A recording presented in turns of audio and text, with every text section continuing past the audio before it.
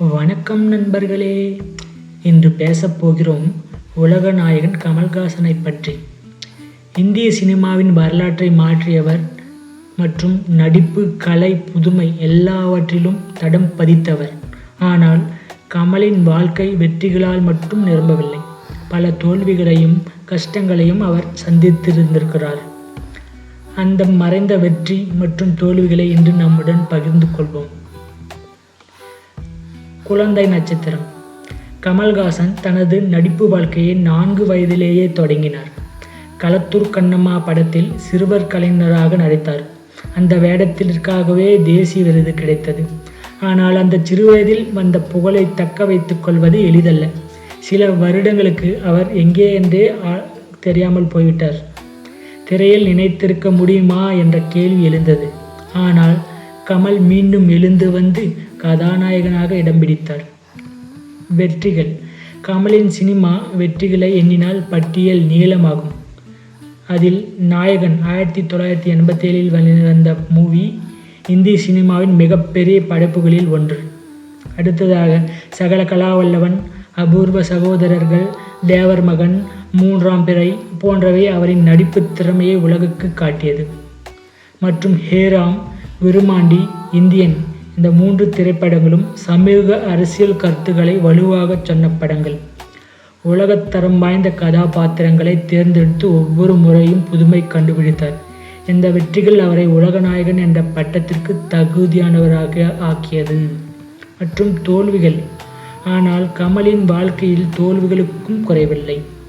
ஹேராம் மிகப்பெரிய கலைப்படைப்பு, ஆனால் பாக்ஸ் ஆஃபீஸில் தோல்வி. மருதநாயகம் அது 100 கோடி பட்ஜெட்டில் தொடங்கிய திரைப்படம், ஆனால் அரசியல் காரணங்களால் நிறுத்தப்பட்டது. தசாவதாரம் எதிர்பார்ப்பை ஏற்படுத்திய அளவுக்கு பாக்ஸ் ஆஃபீஸில் செயல்படவில்லை. பல படங்கள் அதிக கலை மிகுந்ததால் பொதுமக்களால் ஏற்கப்படவில்லை. இது கமலுக்கு பெரிய மன அழுத்தத்தையும் நிதி சிக்கல்களையும் உண்டாக்கியது. அவரின் தனிப்பட்ட கஷ்டங்கள். கமல்ஹாசன் தனிப்பட்ட வாழ்க்கையும் எளிதாக அமையவில்லை. திருமண வாழ்க்கை முறிந்தது, குடும்ப சிக்கல்கள் வந்தது, பல விமர்சனங்களுக்கும் அரசியல் எதிர்ப்புகளுக்கும் அவர் மீது சுமத்தப்பட்டன.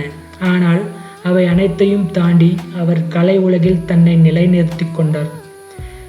அரசியல் பயணம். கமலின் அரசியல் பயணம் 2018 மக்கள் நீதி மையம் மூலம் தொடங்கியது. ஆனால் ஆரம்பத்திலேயே மிகப்பெரிய ஆதரவு கிடைக்கவில்லை.